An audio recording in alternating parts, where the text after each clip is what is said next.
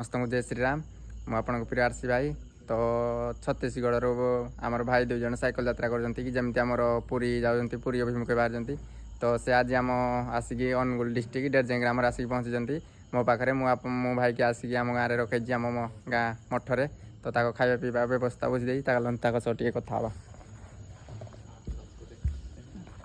जय श्री राम भैया। जय श्री राम, जय जगन्नाथ। जय श्री राम, जय जय जगन्नाथ। भैया आप कहाँ से आया हो? बिलासपुर छत्तीसगढ़ से। बिलासपुर छत्तीसगढ़ कहाँ से जा रहा है? बिलासपुर छत्तीसगढ़ से जगन्नाथपुरी जा रहे हैं। पुरी जा रहा है जी। पुरी अच्छा लग रहा है आपको? अरे बहुत बढ़िया। जगन्नाथ दास का क्या है? विश्व शांति कामना के लिए जा रहे हैं जगन्नाथपुरी जी। अच्छा। और जाएंगे तो साइकिल से ही जाएंगे, कहे कि ना अपन 2 साल प्रतीक्षा कर लिए लेकिन नहीं गया जगन्नाथपुरी, ऐसा है।